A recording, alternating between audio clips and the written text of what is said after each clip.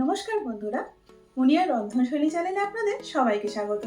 আশা করি আপনারা সবাই খুব ভালো আছেন। নিমের তেতো আর গরমের প্রশান্তি, এই দুইয়ের মিশেলে তৈরি নিম ঝোল বাঙালির অতি পরিচিত এক সাবেকি পদ।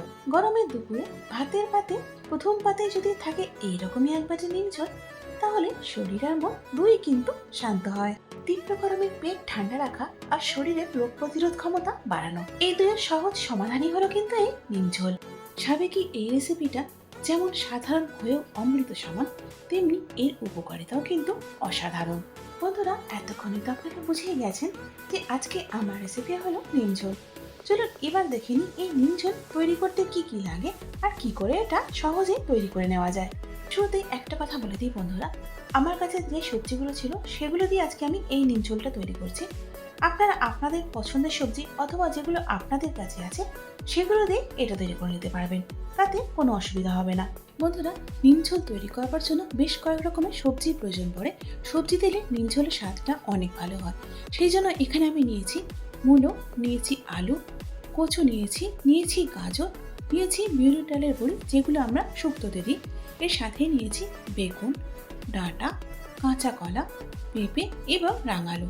সব সবজিগুলোকে আমি লম্বা লম্বা ভাবে একই সাইজের কেটে নিয়েছি। বন্ধুরা, সবজির পরিমাণগুলো কিন্তু আমি এখানে আর বলছি না, আপনারা আপনাদের প্রয়োজন মতো কম বা বেশি করে নেবেন।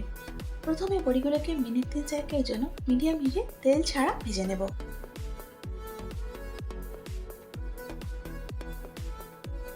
দেখুন বন্ধুরা, এখানে বড়িগুলো তেল ছাড়া শুকনোভাবে ভাজা হয়ে গেছে। এবার এর মধ্যে দিয়ে দিচ্ছি 1.5 টেবিল চামচ সর্ষের তেল। তেলটা দেওয়ার পর আবারও বড়িগুলোকে মিনিট 2-3 জন্য ভেজে নেব। এখানে বড়িগুলো আমার ভাজা হয়ে গেছে, কড়ার থেকে এগুলোকে এবার নামিয়ে ফেলবো।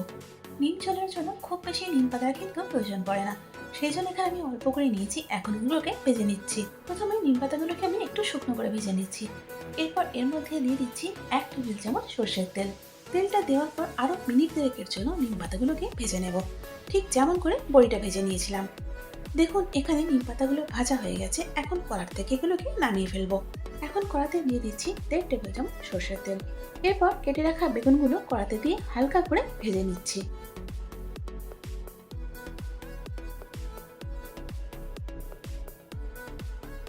মিডিয়াম হিটে মিনিট 3-4 জন্য বেগুনগুলোকে আমি ভেজে নিয়েছি। বেগুনগুলো প্রায় ভাজা হয়ে গেছে। এবার এগুলোকে কড়ার থেকে নামিয়ে নেব। এখন কড়াতে দিয়ে দিচ্ছি 1 টেবিল চামচ সর্ষের তেল। এখন ফোড়নের জন্য দিয়ে দিচ্ছি হাফ চা চামচ 5 ফোড়ন আর একটা গোটা শুকনো লঙ্কা। সাথে দিয়ে দিচ্ছি কটা চা চামচ হিং, যেহেতু আমি এখানে মূলো দিয়েছি। এখন মিনিট খানেকের জন্য ফোড়নগুলো একটুখানি নাড়াচাড়া করে নেব। এরপর এখানে ডাঁটাটা দিয়ে দিলাম। ডাঁটাটা একটুখানি ভেজে নেব এই মিনিট 2-3 জন্য। সবকিছু কিন্তু আমি এখানে মিডিয়াম হিটে করছি। 3 মিনিট পর ডাঁটাটা যখন ভাজা হয়ে গেছে, এবার এর মধ্যে কেটে রাখা বাকি সবজিগুলো সব দিয়ে দিচ্ছি। এখন সব সবজিগুলোকে মিডিয়াম হিটে মিনিট 3-4 জন্য হালকা করে একটু ভেজে নেব। দেখুন বন্ধুরা, এখানে সবজিগুলো হালকা করে আমি ভেজে নিয়েছি। এবার এর মধ্যে দিয়ে দিচ্ছি প্রায় 4 কাপ জল। যেহেতু নিম ঝোল পাতলা হয়, সেই জন্য জলের পরিমাণটা কিন্তু এখানে একটু বেশিই লাগবে। জলটা দেওয়ার পর একবার সবজিগুলো একটুখানি নাড়াচাড়া করে দিচ্ছি। এরপর এখানে দিয়ে দিচ্ছি প্রয়োজন মতো নুন। নুনটা যাতে ঝোলের সঙ্গে ভালো মতো মিশে যায়, সেই জন্য আবারও একবার নাড়াচাড়া করে নিচ্ছি। এখন গ্যাসের ফ্লেমটাকে একেবারে লোতে রেখে চাপা দিয়ে সবজিগুলোকে রান্না করে নেব যতক্ষণ না এগুলো সেদ্ধ হচ্ছে। প্রায় 15 মিনিট পর এখন ঢাকাটা খুলে নিলাম। এবার একটু নাড়াচাড়া করে দিচ্ছি। চলুন এবার থেকে সবজিগুলো কতটা সেদ্ধ হলো। দেখুন এখানে সবজিগুলো প্রায় 70-80% মতো সেদ্ধ হয়ে গেছে।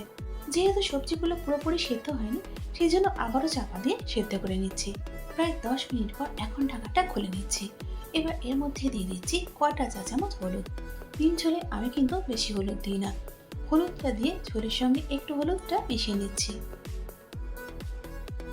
এখন দিয়ে দিচ্ছি ভেজে রাখা বড়ি আর বেগুনগুলো। এগুলো তখনই দিতে হবে যখন সবজিগুলো পুরোপুরিভাবে সেদ্ধ হয়ে যাবে, তা না হলে এগুলো কিন্তু ঘেঁটে যাবে। এখন বড়ি আর বেগুনগুলো ঝোলের সঙ্গে মিশিয়ে নিচ্ছি।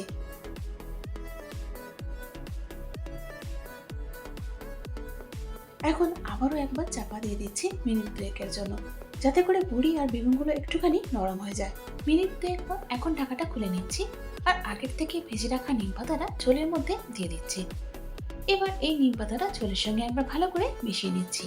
বন্ধুরা, এই নিম ঝোল কিন্তু খুব দিতে হয় না। প্রথমত যেহেতু এর মধ্যে অনেক সবজি থাকে, আর দ্বিতীয়ত এটা খুব পাতলা পাতলা হয় বলে, আর নিম পাতাটাও এর মধ্যে কম দিতে লাগে, সেই জন্য কিন্তু এটা খেতেও খুব সুস্বাদু লাগে। বন্ধুরা, নিম পাতার ঝোলটা তো আমি এভাবে তৈরি করি। আপনারা কি করে করেন সেটা যদি আপনারা চান আমাকে কমেন্টস করে জানাতে পারেন। এখানে আমাদের নিম ঝোল তৈরি হয়ে গেছে, চলুন এবার এটাকে পরিবেশন করি। বন্ধুরা, ঠাকুমা দিদিমাদের আমলের স্বাভাবিক এইসব রান্না কিন্তু এখন ধীরে ধীরে হারিয়ে যেতে বসেছে। আমরা যদি চাই এগুলো কিন্তু আবারও ফিরিয়ে আনতে পারি। সুতরাং অবশ্যই আপনারা বাড়িতে একবার ট্রাই করে দেখুন এই নিম ঝোল। শরীরে টক্সিন বের করে এই নিম ঝোল রক্ত এবং লিভারকে পরিষ্কার রাখতে কিন্তু ন্যাচারাল ডিটক্সের কাজ করে। আমাদের বাড়িতে এটা তো সকলে খুব প্রিয়। তৈরি করার পর আপনাদের এটা কেমন লাগলো আমাকে কমেন্টস করে অবশ্যই জানাবেন। বন্ধুরা, আশা করি এই গরমেতে আপনাদের নিম ঝোলের এই রেসিপিটা অবশ্যই কাজে আসবে। আর তার সাথে আজকের রেসিপিটা যদি আপনাদের ভালো লেগে থাকে তাহলে অবশ্যই কিন্তু একটা লাইক করে দেবেন। আর তার সাথে পরিবার পরিজন এবং বন্ধু বান্ধবদের মতো এটা শেয়ার করতে কিন্তু একদমই ভুলবেন না। আর এইরকমই সহজ ও ঘরোয়া রান্নার রেসিপির জন্য আমার চ্যানেলটাকে সাবস্ক্রাইব করে আমার পাশে থাকুন। তার সাথে বেল আইকনটা প্রেস করে দিন, যাতে করে আমার পরবর্তী ভিডিওর আপডেটটা সবার আগে আপনি পেয়ে যান। এতক্ষণ সঙ্গে থাকার জন্য অনেক ধন্যবাদ।